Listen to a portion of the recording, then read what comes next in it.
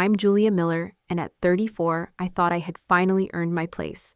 Harvard educated, a respected neurologist, and the dependable sister who never caused trouble. But none of that mattered when it came to my family. At my sister Chloe's lavish wedding, I watched her bask in praise while I sat quietly in the shadows, until my mother stood up during the toast and exposed a secret that shattered everything. Chloe hadn't just envied me. She had been sabotaging my life for years. Career, relationships, even my home. And that night, beneath the chandeliers and champagne, I realized I wasn't just the forgotten daughter. I was the target. That was the night everything changed. Before I share the full story, let me know where you're watching from. And if you've ever felt like the outsider in your own family, hit like and subscribe, because you're not alone. And what happened next might be exactly what you need to hear today. Ever since I was a little girl, I lived in the shadow of my perfect younger sister, Chloe. She was the shining star of the family, the golden child everyone adored, while I was the responsible one, the diligent one, the one who always did what was expected but somehow never quite stood out. Our childhood home in suburban Connecticut was practically a shrine to her trophies and certificates. Meanwhile, my achievements faded into the background like wallpaper. Always there, just never worthy of display. "Julia, why can't you be a little more outgoing like your sister?" my mother used to ask whenever I chose reading over socializing. Her other favorite line was, "Chloe gets straight A's without even trying. You should ask her how she studies." Completely ignoring the fact that I made the dean's list every semester in college. When I got accepted into medical school, they threw a quiet dinner at home. But when Chloe landed her first marketing job after graduation, they booked the country club and invited 50 guests. The contrast wasn't subtle, it was glaring. "You're imagining things," said Dr. Eleanor Vance, my therapist, just 3 months before Chloe's wedding. "Sibling rivalry is normal, but you've built a remarkable career as a neurologist. Do you really think your parents don't appreciate that?" I remember sighing as I stared out the window of her Boston office, the city skyline blurring behind my thoughts. "It's not that they don't appreciate it," I whispered. "It's just that no matter what I do, it never seems to measure up to what Chloe does without even trying." And yet, despite those feelings, I always tried to maintain a good relationship with my sister. We had our Sunday breakfast when schedules allowed, exchanged birthday gifts, and called each other for advice. On the surface, we looked close.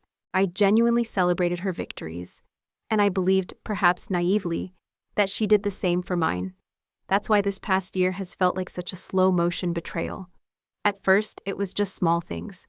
A promotion at the hospital suddenly fell through after the board received vague concerns about my professionalism. My engagement to Daniel Scott unraveled when he confessed to having doubts he couldn't quite explain. Then came the mysterious flood in my apartment, which destroyed most of my belongings and forced me to temporarily move in with Grandma Rose while repairs were underway. Through it all, Chloe was supportive, at least on the surface. "You're honestly too good for that hospital anyway," she said when I lost the promotion. "Daniel clearly wasn't the one," she added, comforting me after the breakup. After the flood, she even offered, "Come stay with me instead of Grandma Rose," though I declined. The commute from her downtown penthouse was too far from the hospital. I threw myself into helping her plan her wedding to Benjamin Sterling, heir to the Sterling real estate empire. I was genuinely happy for her. Benjamin seemed kind, grounded despite his fortune, and sincerely in love with my sister. Helping plan their wedding gave me something to focus on while my own life felt like it was slowly collapsing.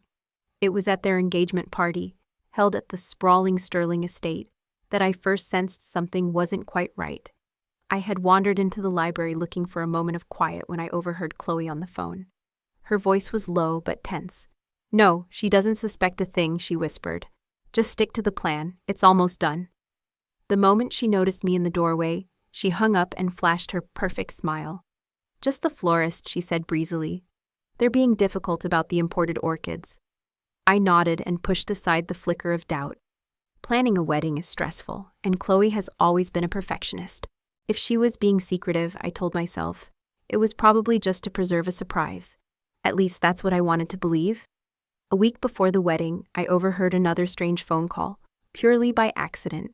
I was helping Chloe try on her gown one last time at our parents' house when I passed the bathroom door, slightly ajar. From behind it, I caught her voice, low and urgent. "She'll be there, but she won't be a problem," Chloe was saying. Mom agreed to everything. Yes, even that part. I asked her about it later, casually. She waved it off with a shrug. "Just pre-wedding stress. The coordinator keeps asking the same questions over and over.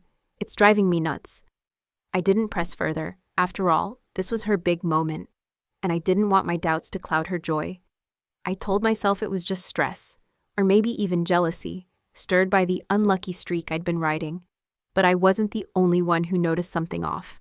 Grandma Rose, ever observant behind those old glasses and sharp eyes, brought it up over dinner 2 nights before the wedding. In her cozy Cambridge apartment, over roast chicken and potatoes, she peered at me with a look I knew too well. "Julia, sweetheart," she said, setting her fork down gently. "Has Chloe always been kind to you? Truly kind?" The question threw me. "Of course, Grandma," I replied. "We bicker like sisters do, but she's always been there for me." Grandma pursed her lips, the wrinkles around her mouth deepening. "I've watched that girl her whole life," she said. "And there's something not right. Your mother doesn't see it, and your father chooses not to, but I see the way she looks at you when she thinks no one's watching." "What do you mean?" I asked, my stomach tightening. Grandma tilted her head. "As if you have something she wants," she murmured. "Or maybe, like, she's already taken it." I let out a laugh, brushing off her words as just another one of her dramatic insights. Grandma Rose had always been the family truth-teller, unfiltered, sharp, sometimes too sharp. But what she said lingered. It planted a seed I couldn't quite shake loose. The night before the wedding, at the rehearsal dinner in the grand ballroom of the Preston Hotel, Chloe lit up the room with her effortless charm. Our parents beamed with pride, Dad's arm wrapped around Mom as they graciously accepted compliments for raising such a beautiful, accomplished daughter with a perfect future. I sat wedged between Benjamin's college roommate and one of his elderly aunts, sipping wine and trying to keep my smile from slipping. At one point, I excused myself to find the restroom and nearly collided with Daniel in the hallway. "Julia," he said, startled, "I didn't know you'd be here." "I'm the bride's sister," I replied, my voice cool. "The better question is, why are you here? I wasn't aware you and Benjamin were friends." Daniel shifted uncomfortably. "We're not really. Chloe invited me last minute. Someone couldn't make it, and she asked me to fill in." Before I could respond, Chloe appeared, effortlessly slipping her arm through his. "There you are," she exclaimed. "Oh, Julia, I see you've found Daniel. How sweet. He's filling in for Jessica's cousin. Her grandma took a spill, poor thing." We had a seat open at table 7. Her smile dazzled the hallway. "Everyone who matters should be here for my special weekend, don't you think?" There was something in the way they stood together that sent a chill up my spine. Daniel avoided my gaze. Chloe's smile didn't reach her eyes. Still, I said nothing. Tomorrow was her wedding day, and I was determined to be the supportive sister she needed me to be. If only I had known what my mother would reveal at the reception. I might have been better prepared for the complete unraveling of everything I thought I knew about our family. The morning of the wedding dawned clear and golden, June's sunlight spilling over the Sterling estate like something out of a storybook. I arrived at the bridal suite at 7 a.m., balancing a tray of coffee and pastries for the bridesmaids. "Thank God for caffeine," Chloe said, grabbing the largest cup. She was already in her silk robe, hair in curlers, looking remarkably fresh for such an early hour. The makeup artist's late, and Mom has called twice in full panic over the flower girl's sash. I set the breakfast down and quietly began laying out jewelry and accessories for the bridal party. Although I was Chloe's only sister, I wasn't the maid of honor. That role belonged to Jessica Davis, her college roommate. It had stung when Chloe told me, but she'd softened the blow by saying she needed me in a more important behind-the-scenes role to keep things running smoothly. The morning played out with the usual chaos that weddings seem to invite. As the ceremony time drew near, Chloe became more tense, barking orders at bridesmaids, snapping at details as small as a curl in Jessica's hair or the shade of lipstick chosen by the makeup artist.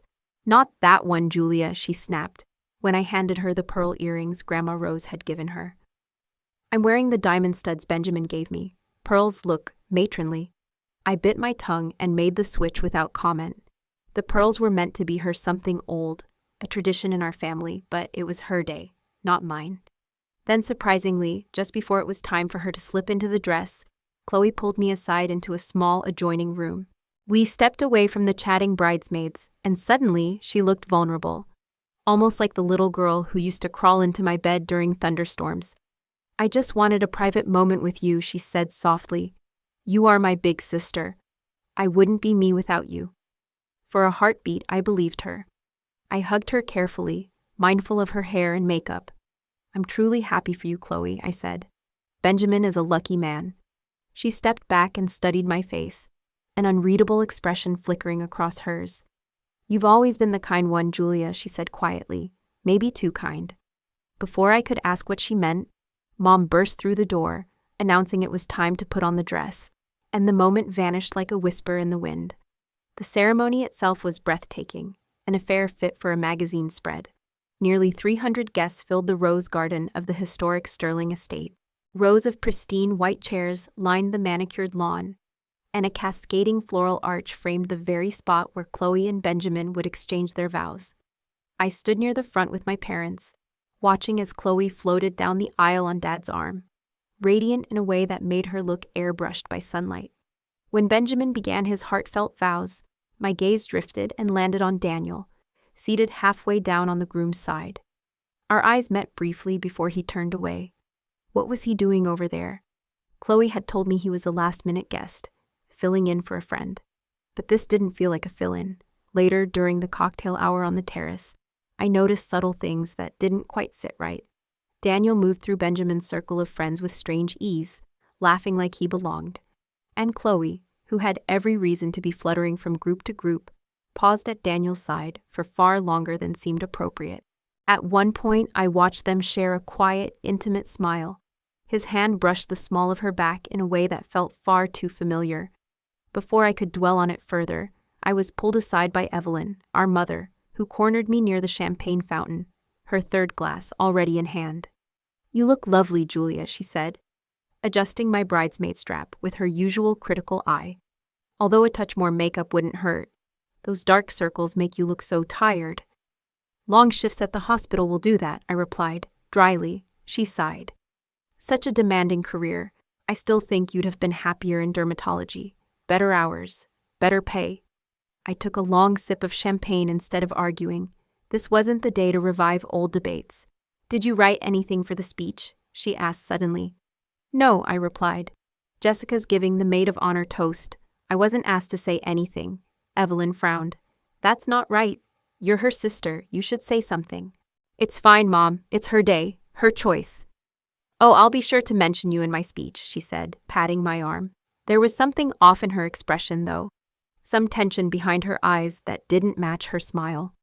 The reception unfolded in the estate's grand ballroom, a breathtaking space adorned with glittering chandeliers and floor-to-ceiling windows that opened to views of the sculpted gardens. Dinner was served, the cake was cut, and eventually it was time for speeches. Benjamin's best man gave a charming, witty toast that had everyone laughing. Jessica followed with a heartfelt tribute to Chloe, highlighting her generosity and loyalty, traits that, as I listened, made me wonder if we'd grown up with the same person.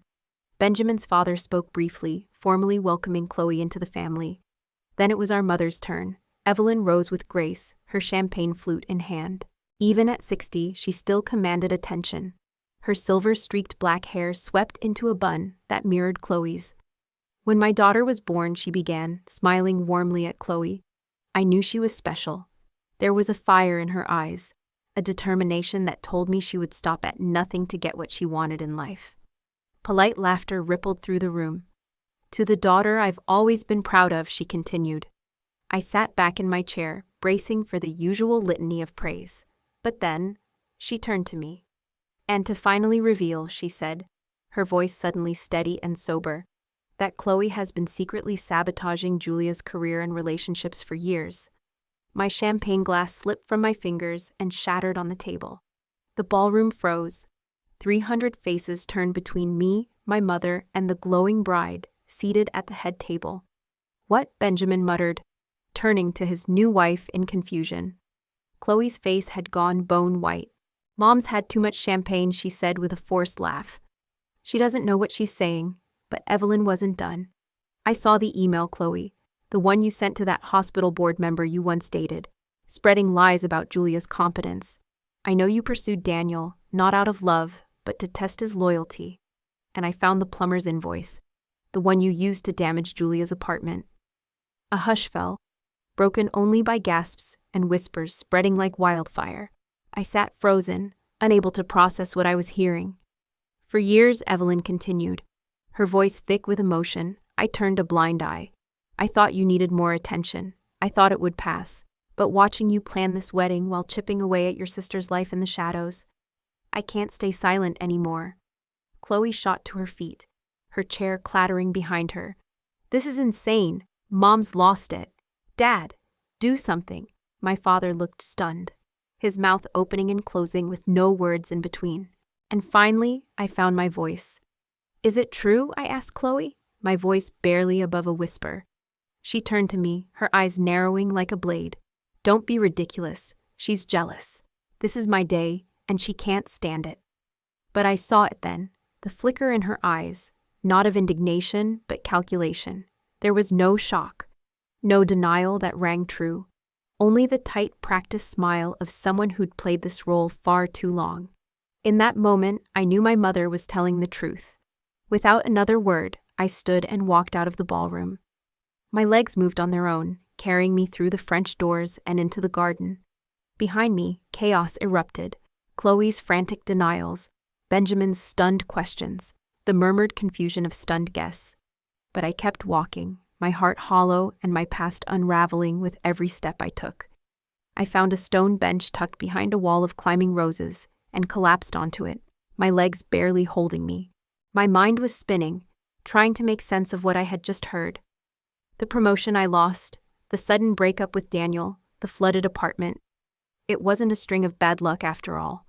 Chloe had been orchestrating my downfall with the precision of a concert pianist, all while pretending to cheer me on. Are you all right? A voice asked, snapping me out of my spiral. I looked up and saw a woman around my age, with Benjamin's strong jawline and piercing dark eyes. Emily Sterling. We'd met briefly at the engagement party. Not really, I admitted. She sat beside me, careful to leave a respectful space. I always had a feeling something wasn't right about Chloe, she said quietly. But Benjamin was so blinded by love, he couldn't see past the shimmer. You believe what my mom said? I asked. Emily nodded slowly. I've seen how Chloe operates, always pulling strings, always looking like the hero while someone else is left holding the mess. I wiped away a tear I hadn't realized had fallen. I just don't understand why. What did I ever do to her? Emily sighed. Some people can't stand watching others have peace, especially when they think you have something they'll never get. As we sat beneath the swaying garden lights and the distant hum of the disrupted reception carried through the open windows, I made a decision. I wasn't going to cause a scene, not tonight. I wouldn't give Chloe the satisfaction of painting me as the jealous, unstable sister. But I would get to the truth. I'd find out exactly what she'd done, gather proof, and make sure she faced the consequences.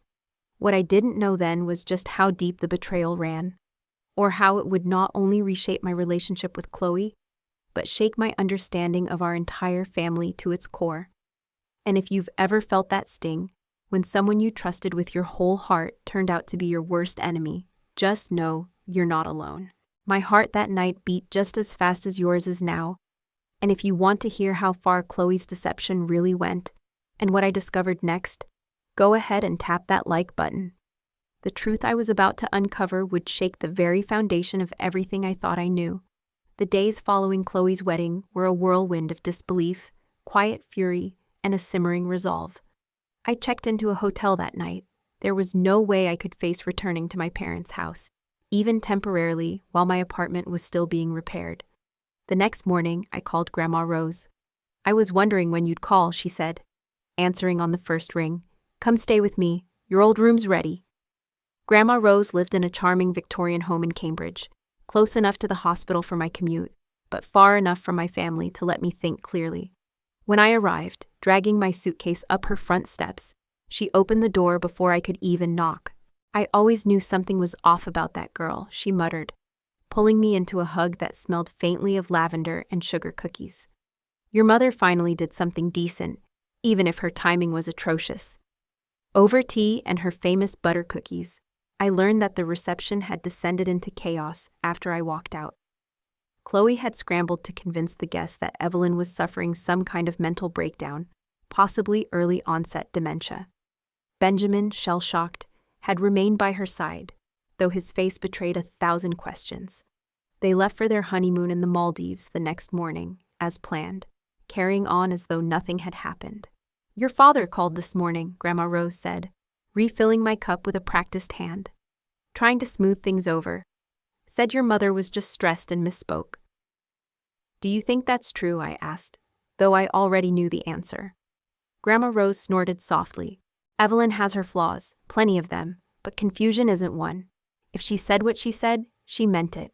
And she had her reasons. My phone buzzed nonstop in the days that followed, flooded with texts and calls from extended family and wedding guests. I ignored most of them. The only one I responded to was Dr. Mark Williams, my direct supervisor at the hospital, to request a few days off for personal leave. Take the whole week, he said kindly. And Julia, for what it's worth, I never believed those rumors about you. Your work speaks for itself. His words steadied me. I needed to know exactly what Chloe had done. I needed proof. If my mother was right, and every instinct told me she was, then Chloe had been quietly sabotaging my life for years, while hiding behind the mask of a loving sister. To my surprise, Emily Sterling, Benjamin's older sister, emerged as an unexpected ally in my search for the truth. A day after the wedding, she sent me a text. If you want to know more about what your sister has done, I have some things that may help. Coffee tomorrow? We met at a quiet cafe near Harvard Square. She wore a simple linen dress, her black hair tied back neatly, a stark contrast to Chloe's polished perfection. Benjamin doesn't know I'm meeting you, she said after a polite hello. He's angry at your mother for ruining the wedding, but deep down, I think he's afraid she might be right. What do you know? I asked. No longer in the mood to tiptoe, Emily pulled out her tablet. Chloe left this at our family's lake house last month. She asked me to mail it back, but I looked through it first. I was worried about Benjamin. She never logged out of her account. What she showed me was the first hard evidence, a secret email account Chloe had used, separate from her work and personal addresses. The messages inside chilled me. There were detailed exchanges with Dr. Arthur Finch, a hospital board member Chloe had briefly dated. In them, she fed him lies, questioning my clinical judgment, even fabricating a story about a misdiagnosed patient that could have ended my career if believed. The board didn't act because your record was too strong, Emily said, and another doctor backed you up. But it was enough to kill the promotion. There were also messages with Daniel, dated weeks before our engagement ended. In them, Chloe appeared to deliberately exploit the weak spots in our relationship, playing therapist and puppeteer at once. Test her, one message read. If she really loves you, don't you think she'd make more time for you, even with a crazy schedule? I make time for people I care about, no matter how busy I am. Then came the receipts, plumbing consultations billed to my apartment's address while I was on shift, followed by a bathroom renovation invoice at Chloe's place, dated the same day. Most unsettling of all were bank records showing small, regular withdrawals from an old joint account our parents had opened for us years ago. I had forgotten it even existed, but Chloe clearly hadn't. She had been draining it, bit by bit, for years. There's more, Emily said, scrolling further. She's done similar things to a few of Benjamin's friends, people she thought were bad influences. And she's been collecting internal details about our family's business. That's when I really started to question her. I felt physically sick. The betrayal wasn't just emotional, it was strategic, almost clinical in its execution. I need copies of everything, I said quietly. I already backed it all up, Emily nodded. But Julia? Be careful. From what I've seen, Chloe's calculating. She doesn't hesitate to hurt anyone who gets in her way. Armed with this initial evidence, I launched my own quiet investigation. First, I contacted Daniel and asked to meet in person. He hesitated at first, but when I mentioned I'd seen the emails between him and Chloe, he agreed to meet for coffee at a public cafe. I never meant to hurt you, he said, looking wrecked as he sat across from me. "Chloe, she kept saying maybe you were cheating, that your long hours at the hospital meant you weren't really invested. She planted all these doubts. And instead of asking you, I ended up leaning on her." "You started sleeping with my sister," I said, my voice surprisingly calm. He looked down. "Not physically, not until after we broke up. But emotionally, yeah. It started before that. She was always there, always sympathizing. She made it seem like she was helping us. But looking back, she was undermining us from the very beginning." "When did it end?" I asked, not sure if I wanted the answer. "A few weeks before the wedding," he admitted. "She said we should cool it until after she was married." "I was honestly shocked to see you at the wedding as a +1 for a friend who didn't exist," I said bitterly. He nodded, ashamed. "She said it'd be a chance to reconnect. Now I realize she wanted to hurt you even more by putting me in that room." That conversation confirmed what I had only begun to fear. Chloe's sabotage wasn't a string of unfortunate accidents. It was a long-running pattern, one that reached deeper into my life than I ever could have imagined. I dug deeper, reaching out to former boyfriends under the guise of closure conversations. 2 of them told eerily similar stories. Chloe had inserted herself into our relationships, always appearing supportive while quietly planting seeds of doubt. At the hospital, I had a candid conversation with Dr. Mark Williams about the rumors that had cost me the promotion. He confirmed that the source had been traced back to Dr. Arthur Finch, who had since resigned from the board under murky circumstances. "There were inconsistencies in his statements," Dr. Williams explained carefully. "That's why we didn't take more serious action against you. But the damage to your reputation, it had already been done." Meanwhile, I learned that Benjamin had no idea what Chloe had done. Emily, still in touch, continued to keep me updated. Her brother, she said, was struggling to reconcile the woman he had married with the one described in Evelyn's public confession. "He called from the Maldives," Emily told me during one of our now regular coffee meetings. "Said Chloe's been glued to her phone, nervous, distracted. When he finally asked about what happened at the wedding, she cried and told him your whole family was jealous of her success, and that your mother was mentally unstable." "And he believed her?" I asked. Emily sighed. "He wants to, but I think he's beginning to doubt, especially after I asked him some pointed questions, like whether she's ever tried to isolate him from people she didn't approve of." As I gathered more evidence and started to piece together the true extent of Chloe's manipulation, I found myself battling conflicting emotions.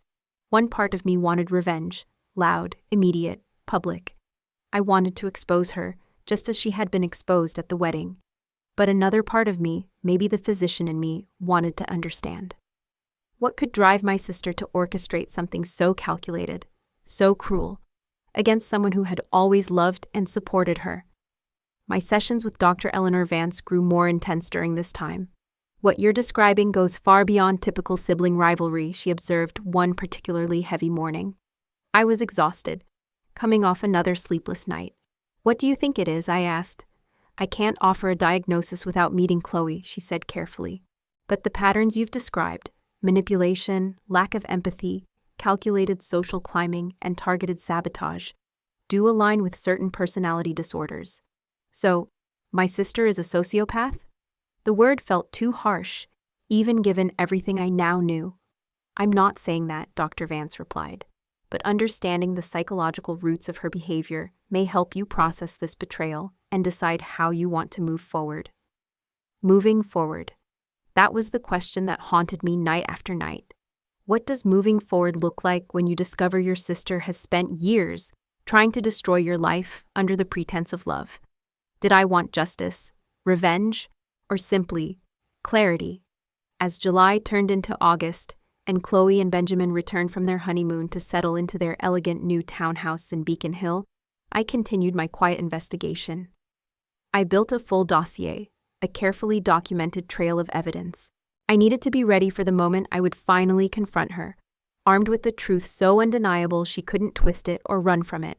What I didn't yet understand was just how deep her behavior was rooted, not just in her own choices, but in the very foundation of our family, beneath the polished surface of our suburban upbringing were cracks I had never noticed, and secrets my parents had spent decades trying to keep buried.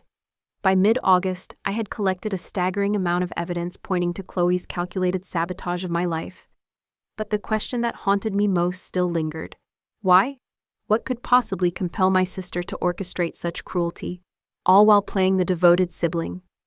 I threw myself into research, spending late nights in the medical library during hospital breaks, poring over articles on family dynamics and personality disorders. I read about narcissistic family systems, where one child is elevated to the golden one, while another becomes the scapegoat. I learned about pathological envy, emotional coldness, and how a person could wound deeply while maintaining a flawless facade. Yet even with all this clinical context, something still felt incomplete. There had to be more, something buried deeper in our history. During this time, Grandma Rose became my most trusted confidant. Our evening chats on her porch stretched well past sunset, fireflies flickering along the hedges as the late summer heat finally began to break. One night, as the cicadas droned in the background, she rocked gently in her wicker chair and said, "You know, your mother and her sister had a relationship a lot like yours and Chloe's." "That's news to me," I said. "Mom had a sister?" Grandma Rose's eyes widened slightly. "You never heard of Vivian? They haven't spoken in nearly 40 years, long before you were born." "I always assumed you knew what happened." She let out a long sigh. "Evelyn always felt overshadowed by Vivian. Vivian was the academic star, more driven, more admired. And when they both fell in love with the same man, your father, and he chose Evelyn, well, she made sure everyone knew.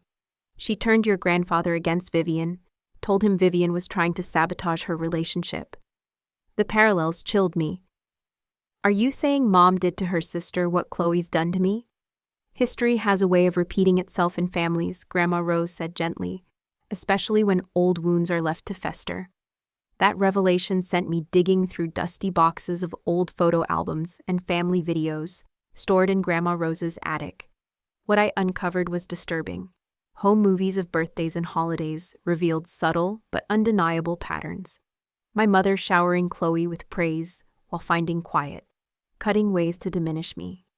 Chloe, even as a child, watched and learned, and her gaze, even at age 9, carried something calculating. In one particularly painful Christmas video, I, 12 years old, opened a science kit I had been wishing for all year. My excitement radiated from my face. The camera then panned to Chloe, who looked directly at our mother with a slight frown. Within seconds, Evelyn redirected everyone's attention to Chloe's gift, a designer dress she clearly didn't care about. Guests oohed and awed over it, while my science kit sat untouched, forgotten.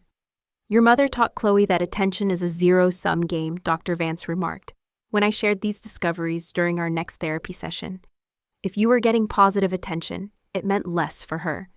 So Chloe either redirected the spotlight or undermined me so I'd receive no attention at all, or worse, negative attention."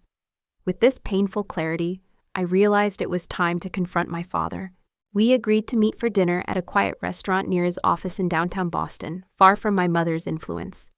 Robert Thompson had always been the peacemaker in our family, a mild-mannered accountant who avoided conflict like it was a contagious disease. "Dad," I began after we'd ordered, "I need the truth about Chloe, about our family, and about things that go back a lot farther than the wedding." He shifted uncomfortably, tugging at his tie. "Your mother was out of line at the wedding, Julia. She'd had too much champagne." "Stop," I interrupted, my voice steady but firm. "I've seen the evidence. The emails, the bank records, the people Chloe manipulated. Mom was telling the truth. And I think you've known it, at least on some level." His shoulders sagged, and in that moment, he looked every bit his age. "I didn't know the full extent," he admitted softly. "But yes, I had my doubts. I knew Chloe wasn't always kind to you." "Then why didn't you say anything, do anything?" He stared down into his water glass like it held all the answers. "Your mother and I didn't always agree on parenting. Evelyn, she can be forceful. It was easier to keep the peace, even if that meant sacrificing you." The pain in my throat rose so quickly, I barely held it down. "It's complicated, Julia," he murmured. Then, after a long pause, he seemed to make a decision. "There's something you need to know about Chloe. Something that might explain, though not excuse, what's happened." I held my breath. Chloe isn't biologically my daughter. The revelation landed like a punch to the gut. What? I gasped. Evelyn had an affair early in our marriage, my father said quietly, with my former business partner, John Davies. When she found out she was pregnant, she confessed, but we chose to stay together and raise Chloe as my own. No one else knew, except Vivian, Evelyn's sister, which was part of the reason they stopped speaking. Does Chloe know? He shook his head. We never told her, but Evelyn, she always protected Chloe with this kind of fierce, overcompensating loyalty. Maybe out of guilt, maybe out of fear that Chloe would somehow sense she was different. She overindulged her. And I let it happen. Suddenly, everything clicked into place. My mother's blatant favoritism, the unspoken tension, the sense that different rules had always applied to Chloe and me. It wasn't imagined. But even with that context, it didn't excuse what Chloe had done. Dad, biological origins or not, she spent years deliberately trying to hurt me, and you and Mom let it happen. I know, he said. Regret carved deep into his features. I failed you, Julia. I focused so much on keeping the family together. I forgot to protect you the way a father should. As we talked more, the dysfunction of our family began to come into focus. My mother's deep insecurities created a toxic environment where Chloe was coddled, and I was expected to understand, to accept. My father's conflict avoidance allowed it all to flourish unchecked. I had internalized the message early on. Keeping the peace mattered more than my pain. Over the next few weeks, my connection with Emily Sterling deepened as we worked together to document Chloe's patterns. Emily began sharing concerns about Benjamin, showing me troubling signs that Chloe was now manipulating him and slowly isolating him from his own family. She's told him his parents are too controlling in the family business, Emily explained during one of our long walks, and that I've always been jealous of him as the heir. It's creating tension where there used to be none. Classic divide and conquer, I murmured, recognizing the playbook far too well. As I pieced together the layers of dysfunction that enabled Chloe's behavior, I wrestled with how to respond. Traditional revenge felt hollow. I didn't want to become like her or perpetuate the cycle of family dysfunction, but I also couldn't let her continue to hurt others with no consequence. One crisp autumn afternoon, walking through Harvard Yard as leaves crunched beneath our feet, Grandma Rose offered the clarity I needed. Justice isn't about punishment, sweetheart, she said, gently looping her arm through mine. It's about truth and consequence. Chloe's avoided consequences because everything was hidden. Maybe the most powerful thing you can do is simply bring it all into the light. That shifted everything. My goal wasn't to destroy, it was to reveal, to break the legacy of secrecy and manipulation that had poisoned our family for generations. With that understanding, I began to build a plan, not to ruin Chloe's life, but to expose the truth, thoughtfully and completely. I was no longer the stunned sister who stood frozen at a wedding 6 months ago. I was becoming an advocate for the truth, determined to dismantle the patterns that had shaped and scarred our family far too long. And I know I'm not alone. Many of you watching have experienced betrayal from those you loved most, or uncovered painful truths about people you once trusted blindly. The comments you've left on my earlier videos have shown me just how common these struggles are. If my story resonates with you, I hope you'll take a moment to like this video and subscribe to my channel. I'll be sharing more about my healing journey and how I've begun to rebuild healthy, honest relationships after generations of silence. And I want to hear from you too. Have you ever had to choose between family loyalty and your own well-being? What helped you move forward after betrayal? Your story might be exactly what someone else needs to hear right now.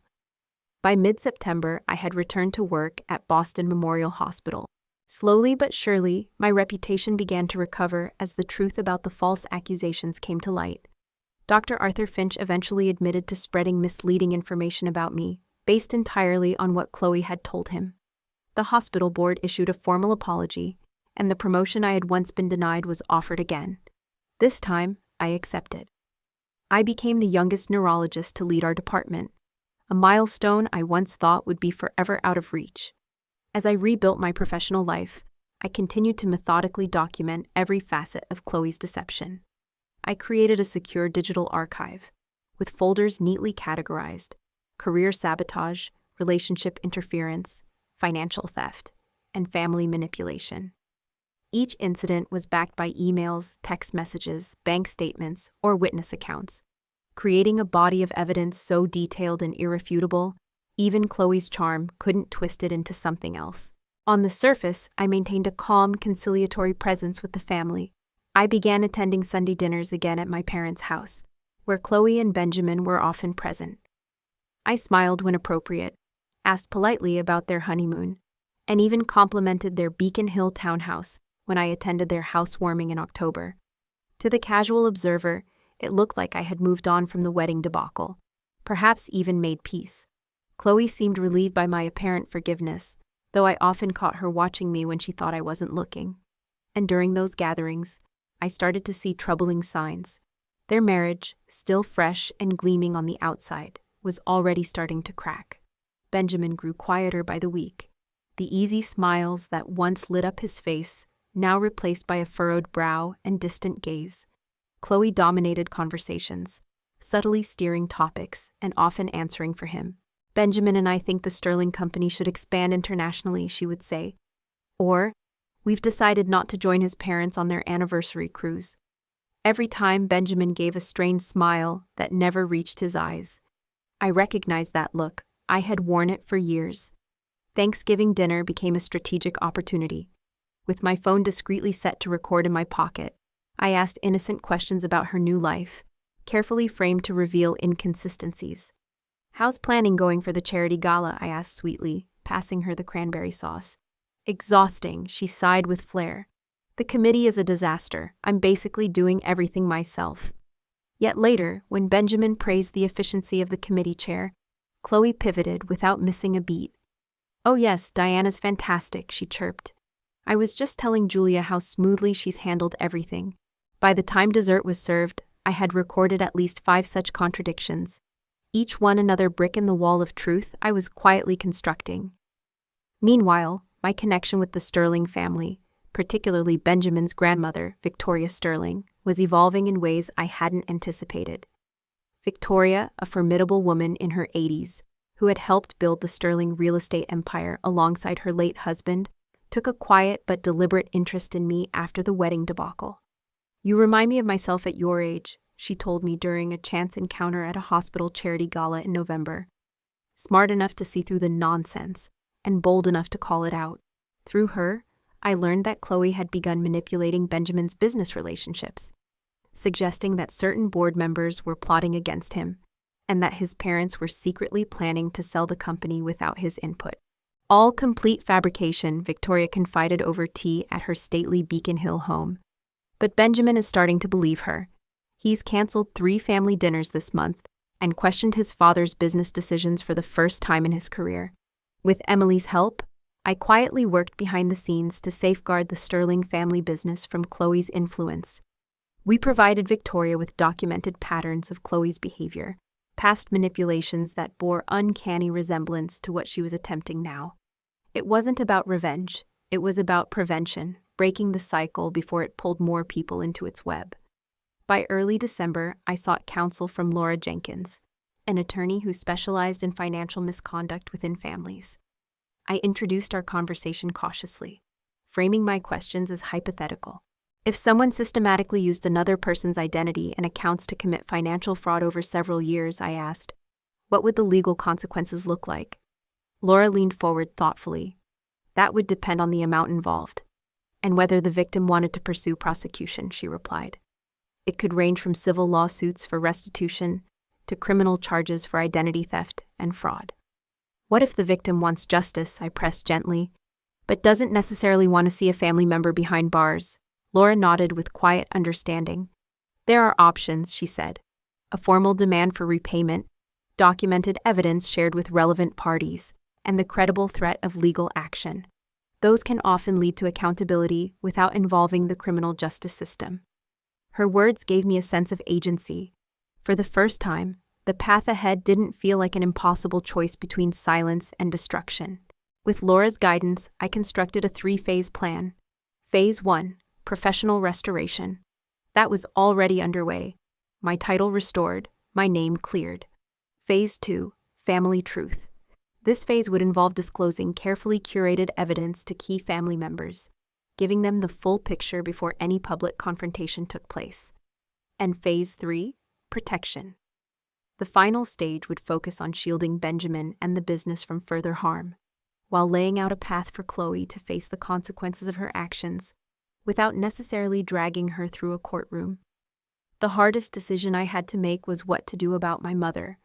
Though she had made a startling admission at the wedding, Evelyn later tried to walk it back, claiming she'd been confused, overwhelmed, or misunderstood.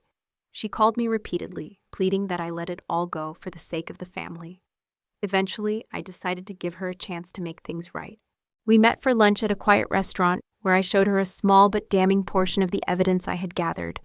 "This," I said, sliding a printout across the table, "is why you said what you said at the wedding, isn't it? You found out what she was doing." Evelyn's hands trembled slightly as she pushed the pages aside. "I found some things, yes," she admitted, her voice tight. "But Julia, this is a family matter. It should stay private." "Private?" I asked, trying to contain the fire in my chest. "Chloe has deliberately sabotaged my career, my relationships, even my home. She's stolen from me for years, and now she's doing the same to Benjamin and his family." "She's always needed more attention," Evelyn said defensively. "More reassurance, if you understood what she's been through." "I know she's not Dad's biological child," I interrupted, watching the color drain from her face. "He had no right." "He had every right," I said firmly. "Just like I have the right to reveal what Chloe has done, unless you're willing to help hold her accountable." Her reaction was disappointing, but not surprising. "What good would exposing all of this do?" she whispered. "It'll just tear the family apart. Can't you just keep your distance from her and move on? For me?" And in that moment, I knew my mother would never choose my well-being over Chloe's comfort or her own. The family dynamic was too deeply entrenched, too warped by years of normalized dysfunction. If change was going to come, it wouldn't be from within. "I'm sorry, Mom," I said quietly, pulling the papers back toward me, "but I can't keep enabling this. What happens next is up to Chloe, not me." As Christmas approached, I finalized preparations for the family gathering that would serve as the stage for phase 2 of my plan. Benjamin's parents had graciously invited us all to their estate for Christmas dinner, a neutral setting where the truth could finally come to light. I was fully aware of the risk. Relationships might shift or even end, but as Dr. Vance had helped me understand, the bonds I thought I had with Chloe, with my mother, had never been real. They were built on lies, manipulation, and an unspoken hierarchy that always placed my needs last. The night before Christmas Eve, Grandma Rose and I sat by her fireplace, watching the flames flicker as gentle snow fell outside the window. "Are you sure you're ready for this?" she asked, her wise eyes fixed on mine. "I am," I replied, my voice steadier than I expected. "This isn't about revenge anymore. It's about truth, about consequences, and finally freeing all of us from patterns that have done so much damage for far too long." She reached across and took my hand, squeezing it with quiet strength. "You're stronger than I was at your age," she said softly. "I saw what Evelyn was doing to her daughters. I just didn't intervene the way I should have. I won't make that mistake again." That night, as I lay in bed, a strange peace settled over me. Tomorrow would change everything, but for the first time in my life, I was ready to stand fully in my truth, whatever the cost. Christmas Eve arrived with the kind of perfect winter weather New England is known for. A fresh blanket of snow dusted the landscape.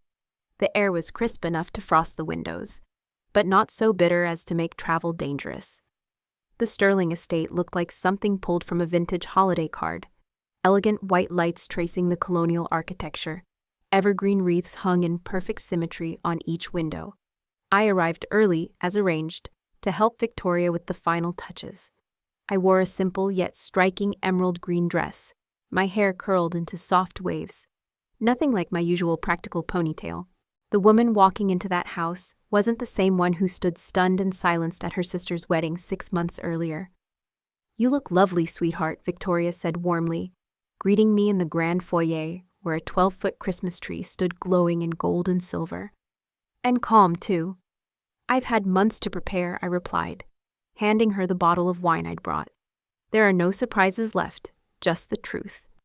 Together, we finalized the seating arrangement for dinner, placing key players with precision. Christopher at one end, Victoria at the other. Benjamin and Chloe seated on one side in the middle, with my parents directly across. Emily would sit beside Benjamin. I took the seat next to my father, diagonally across from Chloe, close enough for eye contact, not confrontation. As guests arrived, I kept my tone light, my manner relaxed. My father looked uneasy, his smile brittle. My mother, meanwhile, overcompensated with cheer, handing out perfectly wrapped gifts with exaggerated delight. "Julia," Chloe said with a kiss in the air near my cheek. "Love the dress, TJ Maxx clearance rack." Her familiar barbs, sweetly delivered, hadn't changed. "Vintage," I replied coolly. "Grandma Rose's private collection." Across the room, I caught Victoria's subtle nod of approval. Throughout the cocktail hour, I noticed Chloe growing increasingly tense as she watched me interact with the Sterling family with quiet confidence. Emily and I shared small, intentional conversations, exchanging glances that unsettled Chloe. Even Benjamin seemed to sense something. He watched us curiously from behind a contemplative sip of his single malt. Dinner was a masterpiece of holiday tradition: roast turkey, braised short ribs, and every side dish imaginable, served on the Sterling family's heirloom china. The conversation flowed easily, though I couldn't help noticing my mother's repeated efforts to steer the table talk toward Chloe's charity work, while skimming over the mention of my recent promotion. "Julia, why don't you tell everyone about your new research grant?" Victoria offered smoothly, slicing through the silence. Christopher was quite impressed when I mentioned it. My mother stiffened slightly, but said nothing. The balance of attention had shifted, and she knew it. When dessert was served, Grandma Rose's famous apple pie alongside Victoria's traditional plum pudding, Victoria tapped her crystal glass gently. "Before we wrap up dinner," she said with a warm smile, "I'd like to propose we each open one special gift tonight and save the rest for tomorrow. In our family, we've always opened one present on Christmas Eve." There were murmurs of agreement as her butler wheeled in a cart carrying a selection of beautifully wrapped boxes. "I'll go first," Victoria said, selecting a medium-sized silver-wrapped gift. "This one's for all of us, really, but Julia will do the honors." As she placed the box in my hands, I could feel Chloe's gaze burning into me. With practiced calm, I unwrapped the package to reveal a sleek laptop. "Thank you, Victoria, but I'm not sure I understand," I said, glancing around the table. "You will," she said, her voice gentle but firm. "This isn't just any laptop, darling. It holds a very special presentation. My gift to this family tonight is the truth." Then she turned to the rest of the table. "Julia has prepared something I believe we all need to see." I opened the laptop. It had already been synced with the Sterling dining room's hidden projection system. With a single click, the lights dimmed subtly, and a screen descended smoothly from a concealed panel in the ceiling. Benjamin looked genuinely surprised, clearly unaware his grandmother had upgraded her AV system. "What is this?" Chloe asked, her voice tight, already on edge. "Just watch," I replied, locking eyes with her for the first time that evening. The presentation opened with a single, understated title, "A Pattern of Behavior." What followed was a methodically organized archive of evidence, one piece at a time. It began with the earliest recorded incidents of sabotage from Chloe, then unfolded chronologically, year by year, building a timeline that no one could deny. I narrated calmly, as screenshots of emails, bank records, text messages, and recorded conversations appeared. "This one's from 2018, when Chloe first began undermining my relationship with David Chen. Here, she's telling him I'm seeing someone else, while telling me that he's been cheating." The room fell into a stunned silence. My father grew visibly pale, while my mother sat stiff and frozen, clinging to denial. Benjamin stared at the screen, horror spreading slowly across his face. Every few seconds, he glanced at Chloe, whose expression shifted from outrage to calculation, and finally to barely contained fury.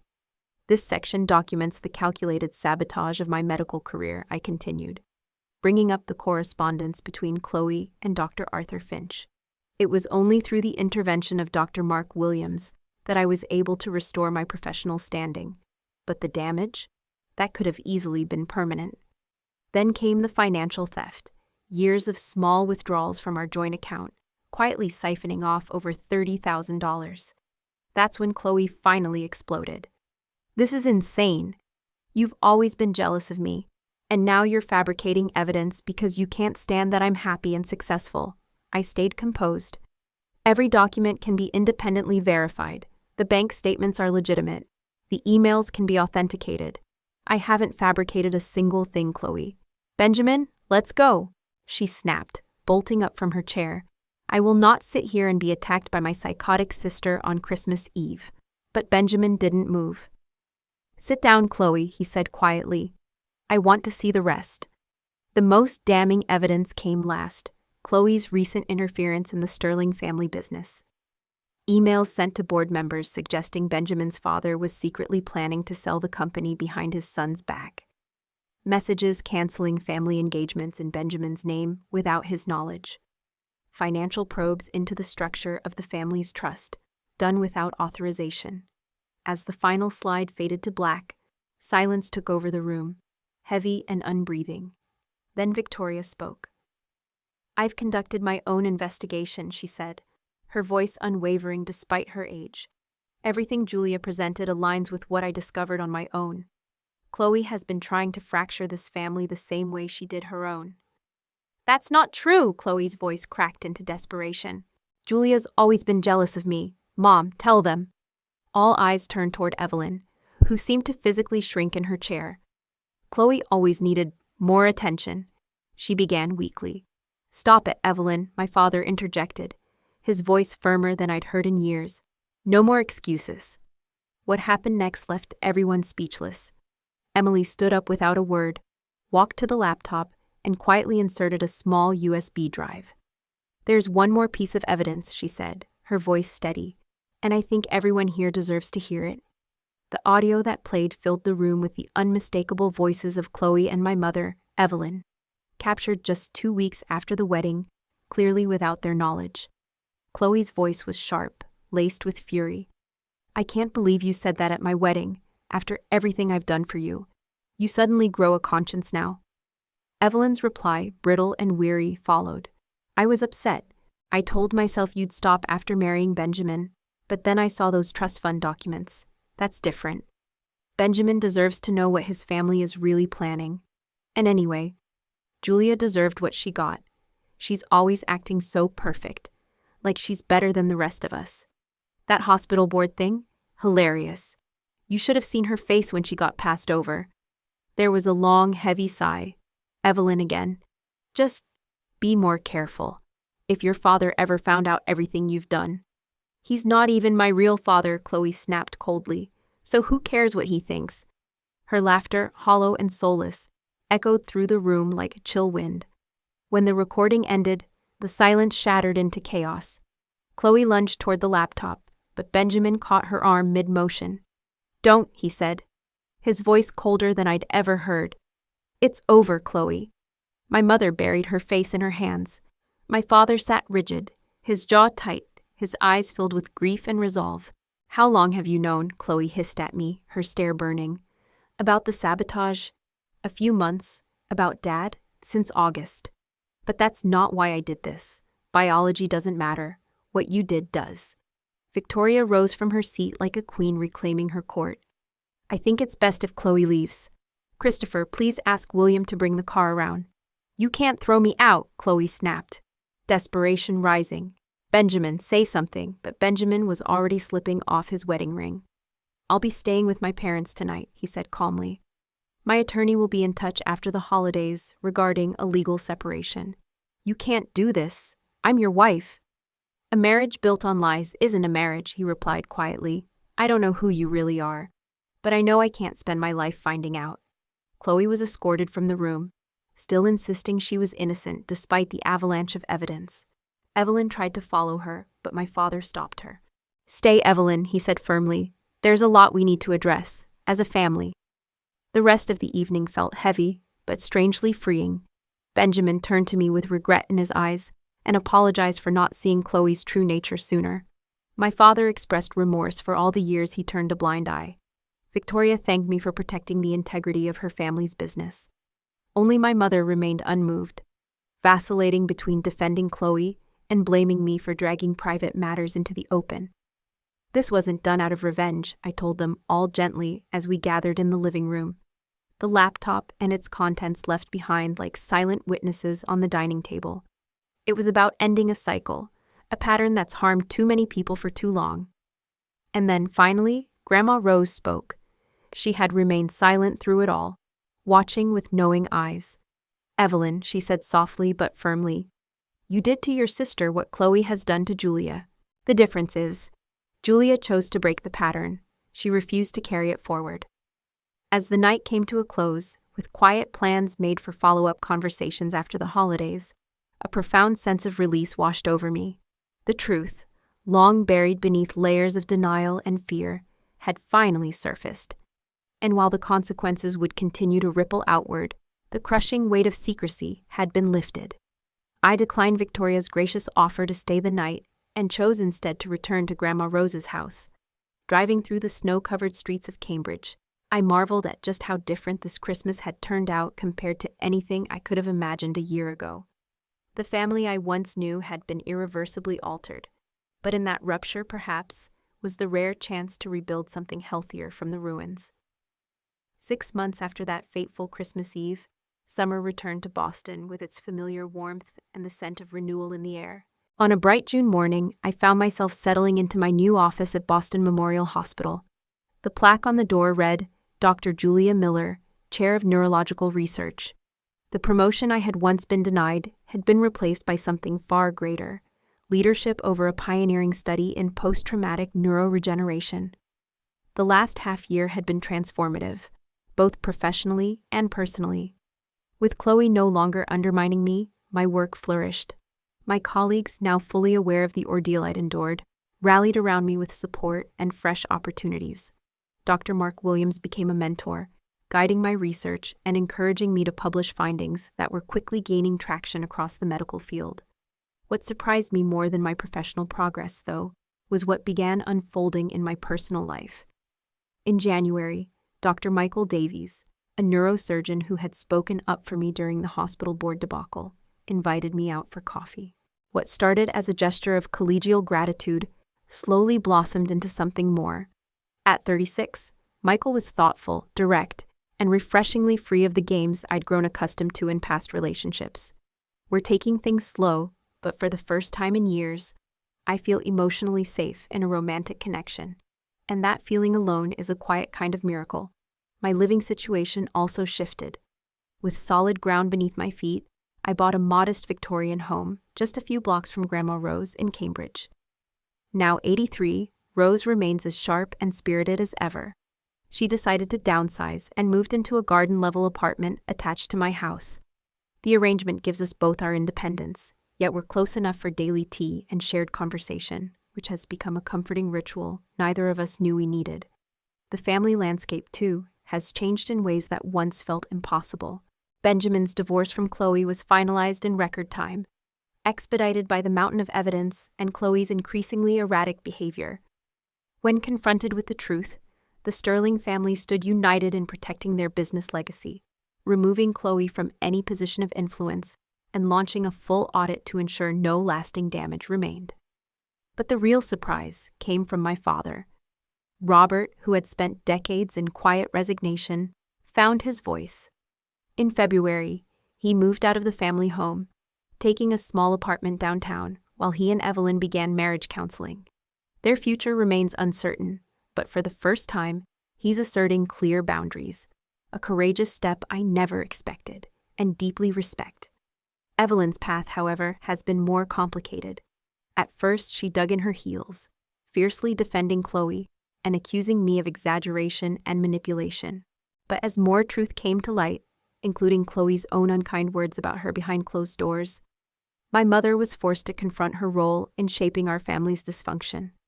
Our relationship remains strained. We see each other occasionally for lunch, where our conversations tread carefully around safe topics, neutral ground in a still fractured terrain. Then in April, the most unexpected development of all arrived in the form of an email from Chloe. After the fallout, she'd vanished from Boston, reportedly staying with friends in New York. Her message was short but startling. "I've been in therapy for 3 months. My doctor thinks I might have narcissistic personality disorder. I'm not sure I believe that, but I'm trying. If you're willing to talk, I want to understand what happened between us. Chloe, I consulted Dr. Eleanor Vance before replying, and after thoughtful reflection, I responded cautiously, open to the possibility of healing, but with accountability as a firm prerequisite. We've exchanged a few messages since. Each one reveals a Chloe I barely recognize, vulnerable, unsure, and perhaps, for the first time in her life, honest. Next week, we've agreed to meet in person with our therapist present. We're preparing to begin a long, difficult dialogue about our shared past. Whether a relationship of any kind is possible in the future remains to be seen. But for now, there is space, just enough space, for truth to take root, and maybe, just maybe, for something new to grow. Family therapy had begun to peel back the layers of dysfunction that had stretched across generations. As it turned out, our grandmother had once favored one daughter over the other, just as Evelyn had with Chloe and me, creating a legacy of comparison, resentment, and quiet pain. The pattern had been passed down like a family heirloom no one wanted but everyone carried. Evelyn was now slowly, sometimes painfully, coming to terms with her role in continuing that legacy and the damage it had caused. One warm Sunday evening in June, I hosted a small dinner in the backyard of my new home. The table was set for 6. Grandma Rose, Emily, who had become one of my closest friends, Michael, Dr. Mark Williams, and his wife, Nina, and me. These were the people who had become my chosen family, the ones who stood by me, encouraged me, and helped me heal, while I was untangling myself from toxic family dynamics.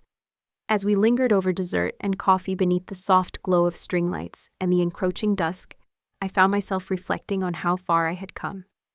I'd like to propose a toast, I said, raising my glass. The conversation paused as every face turned toward me, quiet and attentive.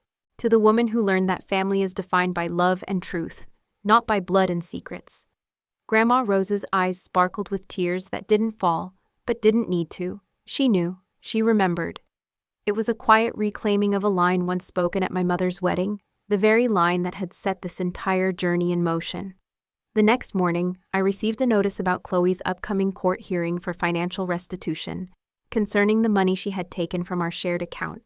My attorney recommended I attend, but after some reflection, I declined. My presence wasn't necessary for justice to be served, and my energy, I decided, was better spent building a new life, not revisiting old pain.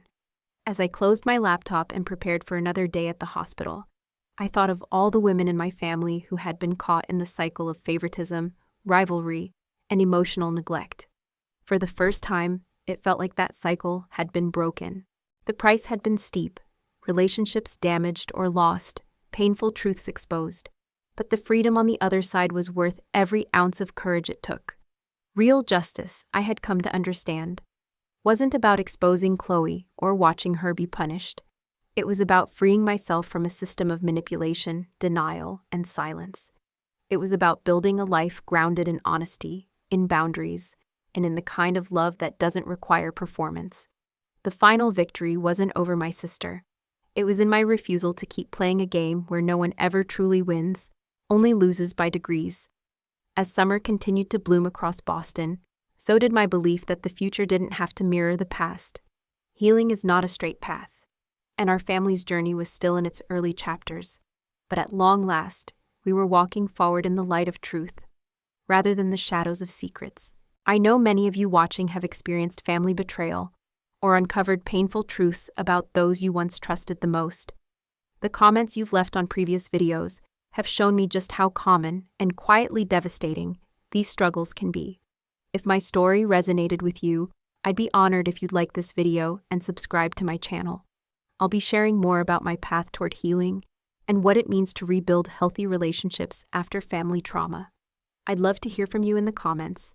Have you ever had to choose between loyalty to your family and your own well-being? What helped you move forward after a betrayal? Your experience might just be the light someone else needs on their journey right now. Thank you for listening to my story. And remember, breaking toxic family cycles isn't selfish. It's an act of courage that can echo into future generations. Until next time, I'm Julia, wishing you truth, healing, and the strength to build the family you deserve, whether by blood or by choice.